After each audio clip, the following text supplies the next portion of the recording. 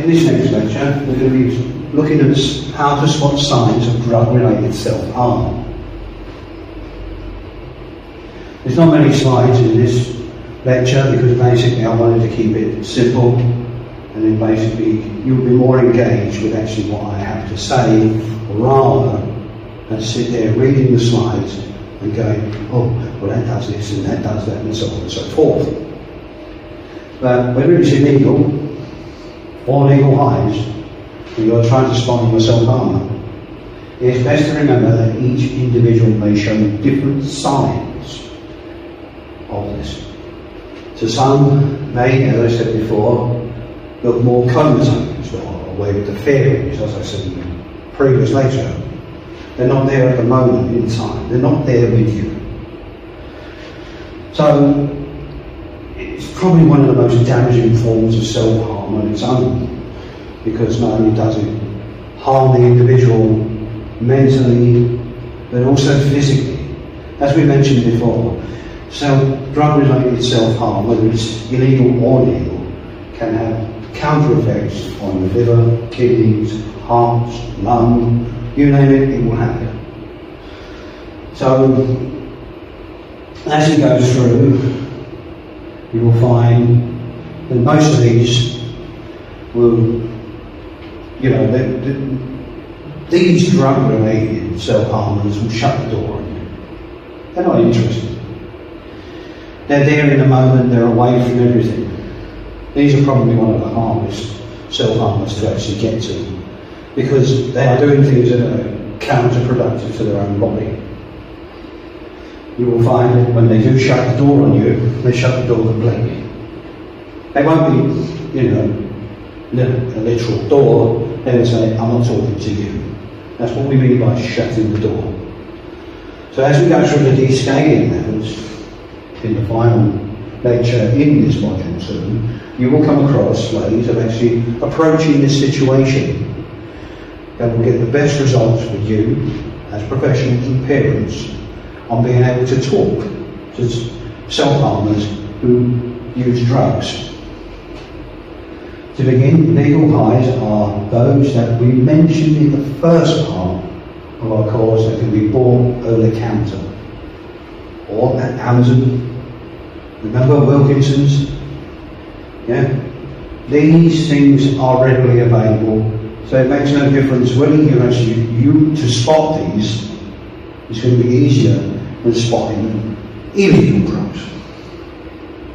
So how, you would probably ask, do I find a way of actually spotting someone who uses illegal highs? Illegal highs are very, very volatile. They can actually reduce your cognitive ability, that means how much you use your brain on a regular basis, by at least 25% over a course of a lifetime. There's 25% of your brain tissue gone, washed away. You might as well have flushed it down the toilet. So these self-harmers will forget things. They become very, very forgetful. You have to remember, some of these people will not be able to articulate how they self-harm. So don't ask them. You can see signs of self-harm that's illegal drugs. If someone is listless, in other words, they can't talk properly, they can't think properly. You ask them the question, what do you want for dinner? They go, oh, I don't know, anything that's on the plate. And I've actually come across that. And you think to yourself, okay, fine, fair enough, I'm not going to say anything to you, it's just fine, I'll put anything on a plate. So you put anything on the plate. Doesn't have to even be cooked. And then they will criticise that as well. That's how you can tell that someone is not actually engaging with you because they are illegally taking illegal highs to get out of their cells. Remember, these people who self-harm will do this once every so often. It's not a categorical thing where they will keep going, keep going, keep going. As you learned in the last lectures, there are more than one way to self-harm. A self-harmer will use more than one way to self-harm. Drugs is just one. Eating disorders is just another. So on and so forth. So you'll realise that trying to talk to a self-harmer, you have to understand all of these, which is why all of these are in the course. In the long term, you will find that there's consequences for your self-harmer that are far, far worse than you think. Some, unfortunately, go so far because no one's actually listened to them that they end up committing suicide. If you remember Ben Caldwell from Lecture 1 and how he mentioned this, that and the other, he doesn't realise that some of these self-harmers, although they don't intentionally want to kill themselves, some of them unfortunately do. That is a very sad situation to be left with. As far as I'm concerned, these people need more help than you think. But these people, of all people, are the ones that need the most. Because these drugs, no matter what they are, how they come to be in the person's hands, can render the individual eventually in such a state that they cannot no longer function in society. If you remember the young lady who had 15 balloons every weekend, that's addiction. I'm telling you that is addiction. Whether you said that, it made no difference. When you left your comments, whether you said that, makes no difference. It's what happened. That is addiction. It's not episodic. It doesn't happen when a trigger happens. These people use these triggers. And they will use more than one form of self-harm. Let's make that point clear. These people use more than one form. If someone cuts, you can guarantee they don't want to eat. If someone takes drugs, they may cut. So on and so forth. So that is why all of these things are here, so you can actually spot them. So if your person becomes listless, like we said, and they're sitting there, they're not engaging in the school environment, it may well be that they're self-harming. They could have ADHD, dyslexia, dyspraxia, or whatever. They could have any of those things. Don't just assume, because they don't know something, that they're self-harmed. But if they're in such a state where they're sitting there constantly, week in, week out, depressed with themselves, there could be a very, very big situation on your hands where you actually turn around and you find out that these people are self-harmers. Continue. In the long run, this approach will generate more diverse conversations than you may think. So why are we doing this? We want you to find out. We want you to be able to help them. We can only make them aware that you want to help when you start to listen.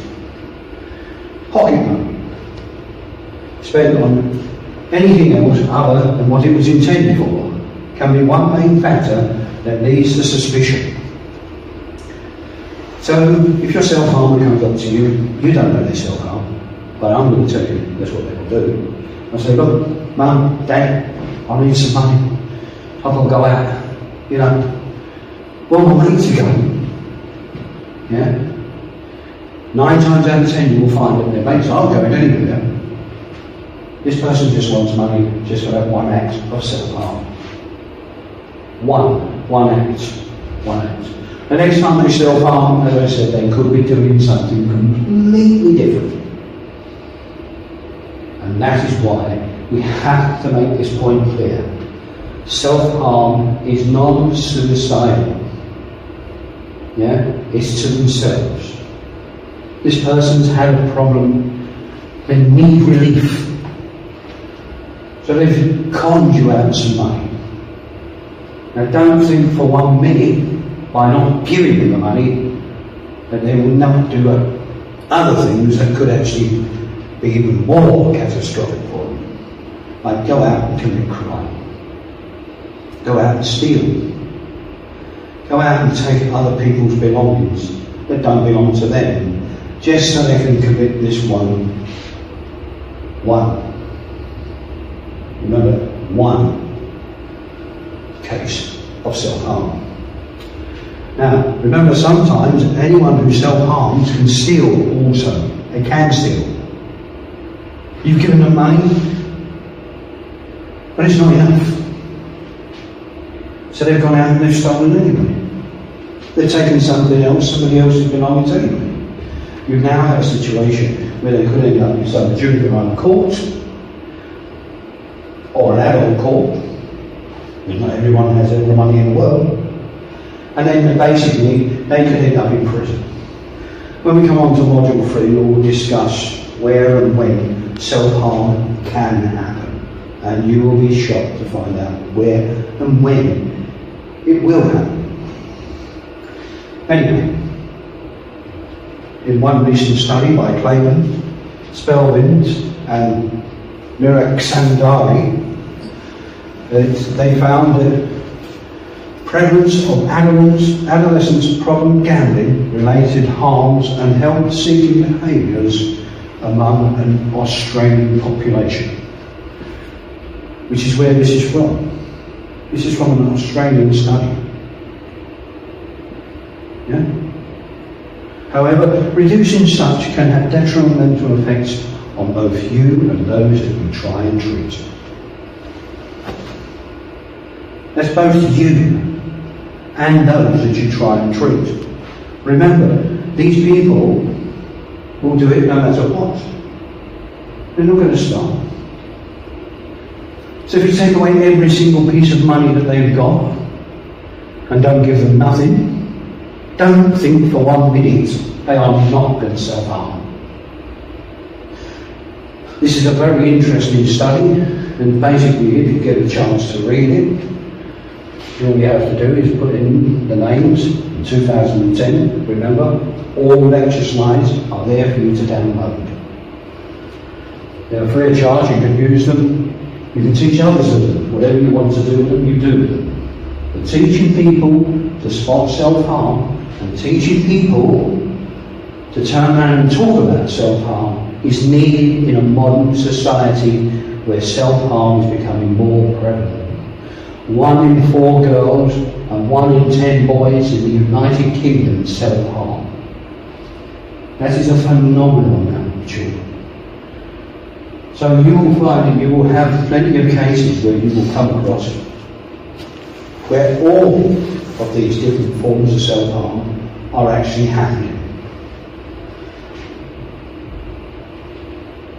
The consequences are that those who self-harm then are incarcerated, or in prison, or put in the slammer, whatever you prefer, whatever terms you prefer. It's up to you. And sometimes more than they did before. What? They self-harm more than they did before. Why? Because one of the biggest places you can find drugs is behind bars. Yes, unfortunately, you can find these drugs behind bars. So then you end up with a situation where your self-harmer is no longer a self-harmer, they then become an addict, an addict. They become addicted to these things. Because it's the only way they can get out of their skull. It's the only way they can punish themselves. It's the only way I really can't stand myself today. Situation happens. Making sure you realise before approaching the self-harmer their past history of self-harm will make the task far more easier. Like I said, if you don't talk to them, you don't know what's going on up here. And if you don't know what's going on up there, they're not going to tell you. They won't tell you. They'll just sit there and blank completely. Never shout. Never say, you should not take drugs. You know how dangerous it is for you.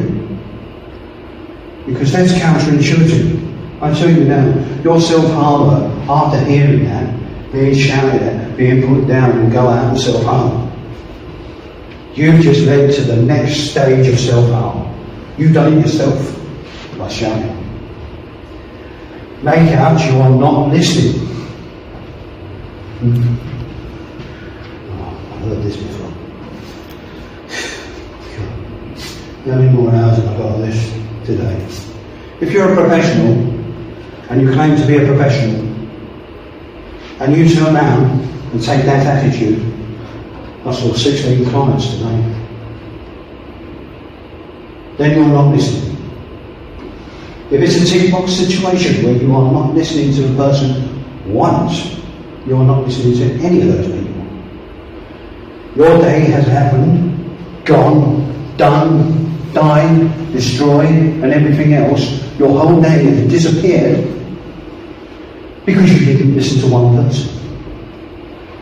If you just listen to one person out of all of those 16, then maybe you're helping someone. If you listen to none, then you didn't help anyone. Anyway, that's me. And think that they are doing this for attention. They're not. They're not doing it for attention. They're doing it for a release. A self-harmer is looking for a release. It's not attention-seeking behaviour. Attention-seeking behaviour happens every single day. If you have a young child, you must have seen them, a little infant running around, and they turn around and say, look, Mummy, I want this. Mummy, I want this. Mummy, I want... That's attention-seeking behaviour. What? I want this? Because you're not taking any notice of them. You haven't turned around and you haven't said to them, okay, let's sit down and talk about this. Let's have a chat. What is it you want, really? Well, Mummy, can we go out and play? Something as simple as that. But you listen. And that is what you have to do with self-harm. One other point that we will clarify, again, in this descaling section, is that of facial contact. Facial contact. If I want someone to talk to me, I will sit there and I will look at them. I want them to see that I'm listening. If I suddenly start going, I'm not listening. And if I'm not listening, I'm not helping. And if I'm not helping, my whole day is wasted yet again.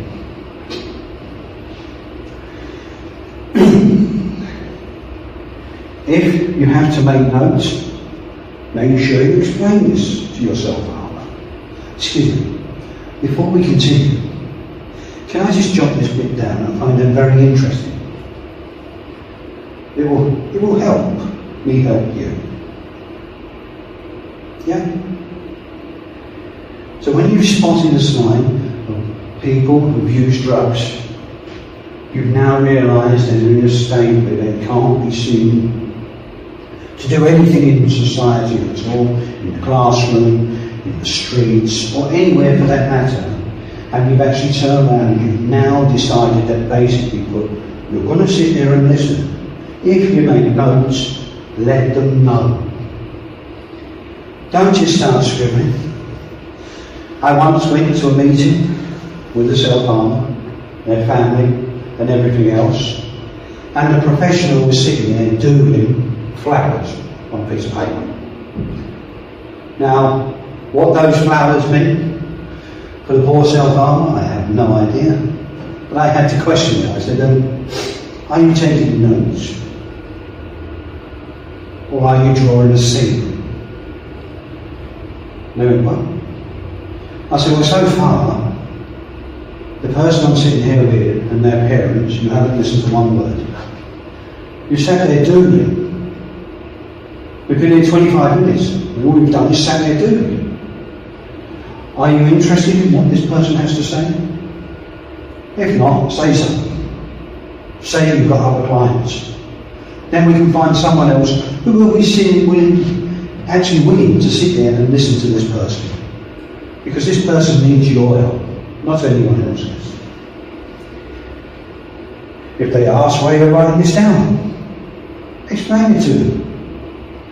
Oh, this helps me understand you. I don't know whether you realise that you're a very complex person, but if I have all the details, I can make a complex picture of who you are.